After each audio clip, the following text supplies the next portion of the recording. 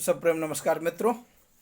आज हम हजारी प्रसाद द्विवेदी इनका जो निबंध है नाखून क्यों बढ़ते हैं इस पर चर्चा करने जा रहे हैं।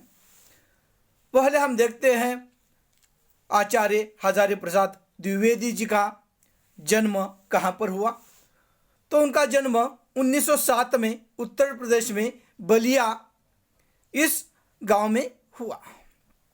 तो उनकी मृत्यु 1989 में हुई है। तो जब हम देखते हैं हिंदी साहित्य में आचार्य हजारी प्रसाद द्विवेदी जी का स्थान अत्यंत महत्वपूर्ण है, क्योंकि उन्होंने जो साहित्य हिंदी जगत को दिया है उन साहित्य में वहाँ पर मौलिकता दिखाई देती है। जिस तरह से हम देखते हैं इनका यह मौलिक निबंध है, भावनाशील निबंध है। इसमें उत्कट समालोचक एवं सांस्कृतिक उनका जीवन का जो प्रवाह था या उनकी विचारधारा थी वह दिखाई देती है। सांस्कृतिक विचारधारा को लेकर वह आगे बढ़ता है तथा ये उपन्यासकार भी रहे हैं। इनके व्यक्तित्व का बड़ा प्रभाव हिंदी साहित्य पर दिखाई देता है। इन्होंने अनेकों भाषाएं अवगत की थी। हिंदी, अंग्रेजी, संस्कृत आदि भाषाओं का ज्ञान इन्हें था। तो इनका जब साहित्य देखते हैं उन साहित्य में उनकी जो प्रमुख कृतियां हैं उसमें अशोक के फूल, कल्पलता यह उनका निबंध है, बाणभट्ट की आत्मकथा यह आदि उनका साहित्य दिखाई देता है। तो हम इनका जो निबंध है उस निबंध के बारे में जो सोचते हैं तो उसकी मूल संवेदना क्या है। प्रस्तुत वैचारिक जो निबंध है इसमें आचार्य हजारी प्रसाद द्विवेदी जी ने नाखून क्यों बढ़ते हैं इसका वहाँ पर विचार करते हुए इसे प्रस्तुत करते हुए वह कहते हैं नाखून पशुता की निशानी है। और जो नाखून पशुता की निशानी है मतलब मनुष्य के अंदर जो बुराइयां है, जो गलत विचार है, गलत राह है, द्वेष है, घृणा है और गुस्सा है, इन सब बातों को वह वहाँ पर पाश्विकता कहता है। यानी वहाँ पर जो हम आदि मानव थे उस आदि मानव होने के कारण हमारे मन में यह सारी बुराइयां थी, जैसे घृणा, द्वेष, अविवेक, ये सारी बातें मनुष्य में होती है। और इसीलिए वह उस नाखूनों को भी वह पाश्विक कहते हैं। और इस तरह से हम देखते हैं कि जिस तरह से मनुष्य के मन में घृणा है, द्वेष है, मत्सर है, दूसरों के प्रति वहाँ पर अलग अलग वह षड्यंत्र रचता है। और उस तरह से जो यह प्रवृत्ति है वह प्रवृत्ति पाश्विक है। और उसी को लेकर वह कहता है कि मनुष्य का जन्म जिस तरह से वहाँ पर हुआ था उस विचारों को लेकर वह कहते हैं जो नाखून है वह भी पाश्विकता की निशानी है। और जो बुरे विचार है उसे हमें त्याग देना चाहिए। बुरे विचार, असत्य, अहिंसा, यह सत्य, हिंसा आदि विचार जो मनुष्य के मन में होते हैं उन्हें त्याग कर मनुष्य ने सरलता के साथ जीवन जीना चाहिए। और इस तरह से वह अपने इस निबंध के माध्यम से कहते हुए अहिंसा को अपने जीवन में वहाँ पर स्थान देना चाहिए और हिंसा का विरोध करना चाहिए। यह बताते हुए वह नाखून क्यों बढ़ते हैं इस पर जब प्रस्तुतिकरण करता है, जब ये निबंध हम पढ़ते हैं तब वो कहते हैं अपने निबंध के माध्यम से, एक दिन उनकी बच्ची ने उन्हें अनायास सहज भाव से एक प्रश्न किया और वो प्रश्न ये था कि वह बच्ची अपने पिता से कहती है कि ये नाखून क्यों बढ़ते हैं। अब ये प्रश्न बहुत साधारण था, लेकिन उस प्रश्न के कारण यहाँ पर आचार्य हजारी प्रसाद द्विवेदी जी के मन में वहाँ पर मनुष्यता के वह जो नाखून होते हैं उसको लेकर अनेकों प्रश्न, अनेकों विचार उनके मन में आ गए और वह उस नाखून के बारे में सोचने लगे। तो उन्हें वह याद आया कि जब मनुष्य का वहाँ पर अभी विकास नहीं हुआ था, लाखों वर्ष पूर्व मनुष्य जब जंगली था, जंगल में रहता था, वह जिसे हम वन मनुष्य कहते हैं, वन में रहने वाला मनुष्य। अब तब इस मनुष्य को अपने स्वरक्षा के लिए तथा अपने शिकार के लिए, अपने उपजीविका के लिए वह उस नाखूनों का हथियार के रूप में प्रयोग किया करता था। और इसलिए वह जिस नाखूनों को आज हम देखते हैं जो हमारे उंगलियों में रहते हैं, वही नाखून तत्कालीन स्थिति में लाखों वर्ष पूर्व जब मनुष्य वहाँ पर जंगल में रहता था, तब वह शस्त्र का काम करता था। और तभी से यह मनुष्य ने अपने जीवन रक्षा के लिए इसका हथियार के रूप में इस्तेमाल करना आरंभ किया। और तत्कालीन स्थिति में ये नाखून होना मनुष्य के जीवन के लिए बहुत महत्वपूर्ण था तत्कालीन स्थिति में। और धीरे धीरे जो नाखून को हथियार मानता था, नाखून के सहारे वहाँ पर वह शिकार करता था, वह अब धीरे धीरे उसी नाखून का रूप कई हत्यारों ने लिया, हथियार, औजार, और उसका परिवर्तित, उस नाखून का परिवर्तित रूप क्यों ना कहे, तो उसका रूप अनेकों हथियारों में, जो हथियार होते हैं उसमें हो गया, औजारों में हो गया, जिसमें अलग अलग हथियार दिखाई देते हैं। और इस हथियारों को लेकर जैसे बंदूक है, छुरा है, तलवार है, तीर है, अनेकों हथियार जो वर्तमान में दिखाई देते हैं। या वहाँ पर बम गिराने के जो साधन हैं, वह इस तरह से उन हथियारों का वहाँ पर हथियारों में बदलाव आ गया, वो बढ़ते चले गए।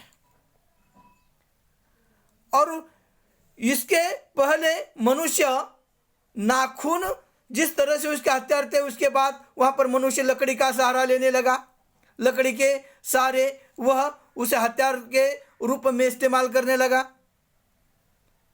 फिर वह पत्थर को हथियार के रूप में इस्तेमाल करने लगा। और जिस तरह से हम देखते हैं इस पत्थर का जो उपयोग है, प्रयोग किया गया रामायण काल में, जब सीता मैया को लाने के लिए, लंका से लाने के लिए वानर सेना ने वहाँ पर पत्थर के माध्यम से सेतु बनाया था। या तत्कालीन स्थिति में जो वानर, राम की सेना थी वो वानर थी, और उन्होंने लकड़ी का हथियार बनाया और उस तरह से उन हथियारों का वहाँ पर इस्तेमाल होने लगा। यहाँ तक कि आगे चलकर जो हड्डियाँ हैं उसका भी हथियारों के रूप में इस्तेमाल होने लगा, प्रयोग होने लगा। और इसका उदाहरण हम रामायण, महाभारत आदि पौराणिक ग्रंथों में पढ़ते हैं। जैसे एक उदाहरण दधीची ऋषि को लेकर भी दिखाई देता है, जिस तरह से वृत्रासुर नाम का जो दानव था, उस दानव ने सारे मानव जाति तथा देवताओं पर, तीनों लोकों में वहां पर अपना अधिराज्य जमाया था। अब उससे छुटकारा पाने के लिए सारे देवता भगवान विष्णु के पास चले गए। अब तब भगवान विष्णु ने कहा था कि अगर सारे मानवों को इस वृत्रासुर से मुक्ति पानी है तो उसका एकमात्र सहारा या माध्यम एक ही है कि दधीची जो ऋषि है उनके हड्डियों से वहाँ पर शस्त्र बनाया जाए और तब ही उस वृत्रासुर का वहाँ पर वध हो सकता है। और इसी के कारण सब देवता वहाँ पर चले गए और चले जाने के बाद उस दधीची को विनती की। दधीची ऋषि ने अपने प्राण त्याग दिए, योग साधना के माध्यम से उससे वो शस्त्र बनाया गया और वहाँ पर उस दानव का वध किया गया। और इस तरह से हम देखते हैं कि शस्त्र जो है, शस्त्र नाखून से हड्डियों तक आ गए, हड्डियों से पत्थर इस तरह से अलग अलग रूप है। और आज बंदूक, तीर आदि के वह रूप में हमारे सामने दिखाई देता है। लेकिन यह प्रवृत्ति जो हिंसक है, जो मनुष्य के पास जो हथियार दिखाई देते हैं, हथियारों की निर्मित यानी मनुष्य के मन में जो पाशविक आज भी विचारों का अंश है। जैसे नाखून के सहारे हम देखते हैं, नाखून जिस तरह से पाशविक निशानी है मनुष्य की, उस तरह से ये जो बढ़ते हुए अस्त्र शस्त्र है वह भी मानो वहाँ पर मनुष्य के उस हिंसक वृत्ति की ही निशानियां हैं। लेकिन मनुष्य अपने जीवन में उसने वहाँ पर प्रगति कर ली और वह अपने पूंछ से, जो मनुष्य पहले वानर था उसे पूंछ थी कहा जाता है, पूंछ कट गई, फिर वह उसका बदला होने लगा, मानव विकसित होने लगा, मानव की प्रगति होने लगी और इस कारण से अब वह मनुष्य के रूप में आ गया। लेकिन जब उसके नाखून हम देखते हैं तो उस पाशविक वृत्ति का आज भी परिचय हो जाता है। हम भले ही हम मनुष्य है, इसलिए नाखून बढ़ने के बाद हम उसे काट देते हैं। नाखून का काटना यानी मनुष्य के मन में जो गलत विचार है, जो हिंसा है, दूसरों के प्रति षड्यंत्र है, बुरी भावनाएं हैं, जलन है, उसे काटना, और ये मनुष्यता के लक्षण होते हैं। और इसीलिए अब उस नाखून पहले जमाने में अच्छे लगते थे जब लाखों वर्ष पूर्व उसकी आवश्यकता थी, लेकिन आज वही नाखून हम फैशन के रूप में देख लेते हैं। जो पशु वृत्ति के द्योतक है उसका हम वह उस नाखून के माध्यम से हमें वह याद दिलाते हैं नाखून। लेकिन अब मनुष्य प्रगतिशील हो गया है, उसे अपने मन के जो वो पाशविक विचार है, हिंसा के, घृणा के, द्वेष के, दूसरे के प्रति जलन के, दूसरे के पैर खींचने के, ये जो प्रवृत्तियां है वो पाशविक है और इसलिए उसे त्याग देना मनुष्य का दायित्व है और मनुष्य ने वह करना चाहिए। और इसलिए आचार्य हजारी प्रसाद द्विवेदी कहते हैं कि वह नाखून देखकर बच्चे ने जो सवाल किया था, तो उस सवाल यह आचार्य हजारी प्रसाद द्विवेदी को नहीं था, तो समस्त मानव जाति को था कि हम जो अस्त्रों के नाम पर, शस्त्रों के नाम पर उसे बढ़ावा दे रहे हैं, वह मानो हिंसा की एक प्रवृत्ति है जो आदि मानव की प्रवृत्ति थी। वही प्रवृत्ति आज कहीं ना कहीं इस शस्त्र और अस्त्र में दिखाई दे रही है। लेकिन कहीं ना कहीं मनुष्य आज विकसित होता जा रहा है और उसके मन में मनुष्यता के लक्षण वहाँ पर जानवरों से भिन्न है। मनुष्य विवेकी है, उसके पास विवेक है, ज्ञान है और उसे और उसके पास दूसरी उसकी पहचान क्या है? उसके पास त्याग है, संवेदना है, दूसरों के प्रति वहां पर वह अच्छी तरह से भावना रख सकता है, दूसरे की संवेदना समझ सकता है, उसके पास श्रद्धा है, तप है, भक्ति है। और इस तरह से मनुष्य के ये लक्षण है। उसके पास संयम होना बहुत महत्वपूर्ण है, सहृदयता होना का मतलब जो समाज में जो पीड़ाएं है, जो दुख है, जो वेदना है, उस वेदनाओं को समझकर उन व्यक्तियों को सहायता करना, उस व्यक्तियों को मदद करना, दूसरों के प्रति जीवन जीना, यह मनुष्यता के लक्षण है। असत्य राह पर नहीं चलना, सत्य की राह पर चलना। और इस तरह से मनुष्य ने अपने जीवन में जो वचन है, शरीर है, उसे वहां पर शरीर तो उसे बदलता गया और वो वचन पर भी अपने वचन को बहुत महत्व देता है।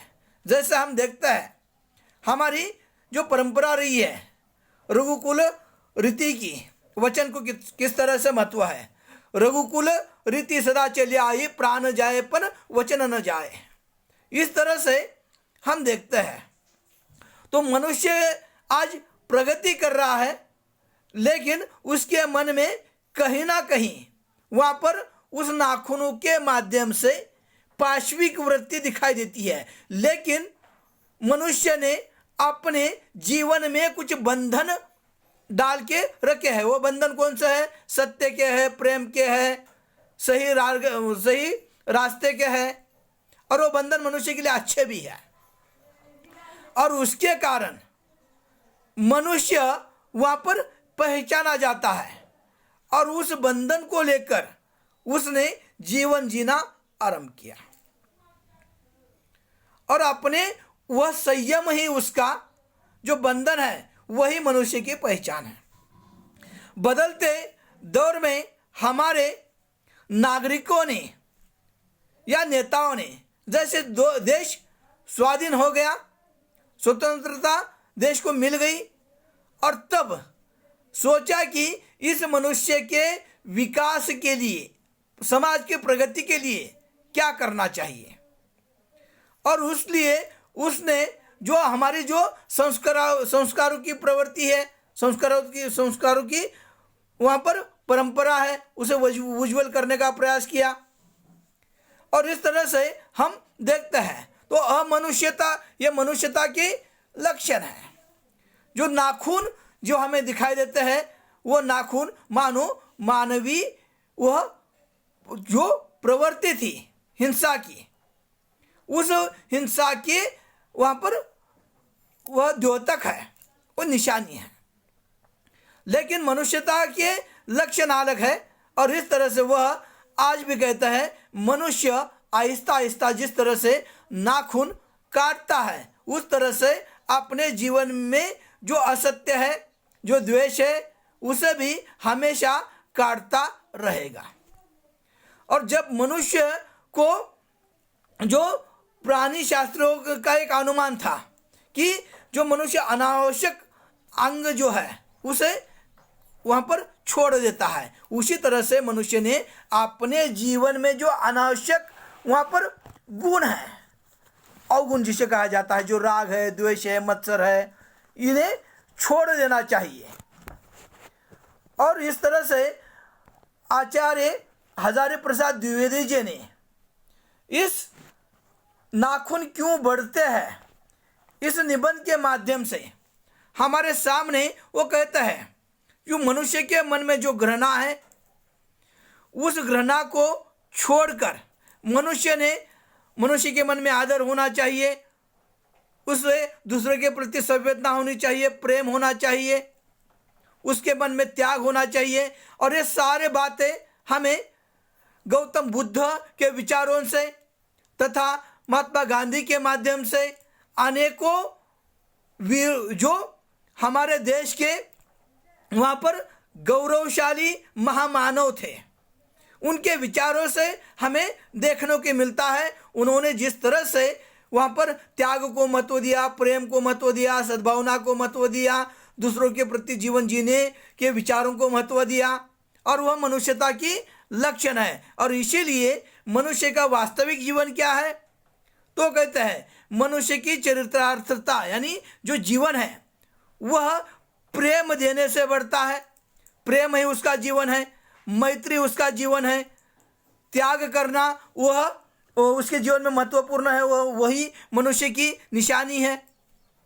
और जैसे सबके मंगल के लिए जीवन जीना, समाज कल्याण के लिए, समाज के रक्षा के लिए, समाज की आवश्यकता के लिए अपना जीवन जीना, ये मानवता के या मंगलता के प्रतीक है। और नाखूनों को बढ़ाना स्वाभाविक है, लेकिन उसे काटना मनुष्य के हाथ में है, और वह मनुष्य उसे काट सकता है। यानी जो नाखून होते हैं, वो नाखून यानी मनुष्य के मन में जो सहज प्रवृत्ति है, घृणा की, द्वेष की, मत्सर की, षड्यंत्र की, वह आना स्वाभाविक है, लेकिन उस पर अंकुश पाना, उसे काट देना, ये मानवीय लक्षण है और वह करना चाहिए, और तब ही जीवन में सफलता आ सकती है। इसलिए वो कहते हैं मनुष्य की चरितार्थता प्रेम है, मैत्री है, त्याग में है, अपने को सबके मंगल के लिए निशेष भाव से देने में है।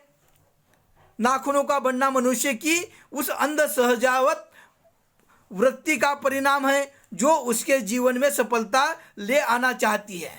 उसको काट देना उस स्वनिर्धारित आत्मबंधन का फल है जो उसी चरित्रार्थता की ओर ले जाती है।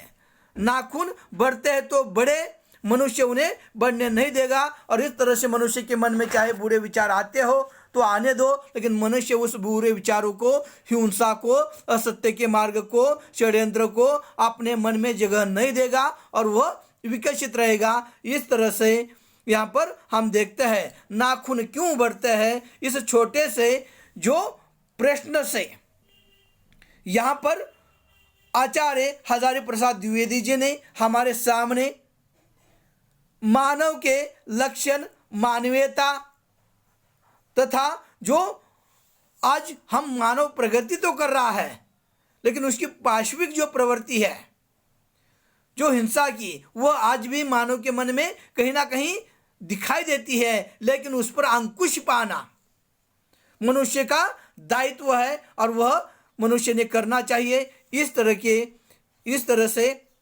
इस निबंध में आचार्य हजारी प्रसाद द्विवेदी जी ने अपने विचार प्रस्तुत किए हैं। इसमें से कुछ बिंदुओं पर ही हमने चर्चा की है। नमस्कार।